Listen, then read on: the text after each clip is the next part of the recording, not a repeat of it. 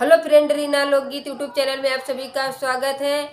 मैं एक कहरवा लाचारी गीत गाने जा रही हूँ। आप लोग देखना, जितने हमारे दर्शक लोग हैं, हमारे भाई बहन हैं, हमारे माता पिता, सभी लोग के लिए ये गाना है। बहुत अच्छा गाना है। आप लोग फुल वॉच करके देखना, तभी आपको गाना का आनंद मिलेगा। प्लीज़। तोहरई बनवल जग सारा विपत राम काहे के डार।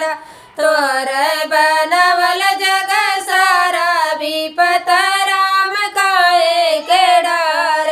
गंगा या जमुना एक कोखी जनमे, गंगा या जमुना एक कोखी जनमे, काहे बहई दुई धारा विपत राम काहे के डार। काहे बहई दुई धारा विपत राम काहे के डार। तोरा बनवल जग सारा विपत राम काहे के डार। तोरा बनवल जग सारा विपत राम काहे के डार।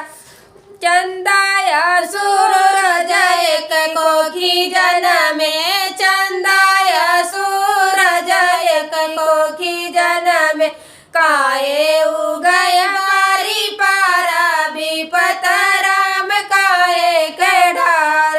काहे उगय बारी पारा विपत राम काहे के डार।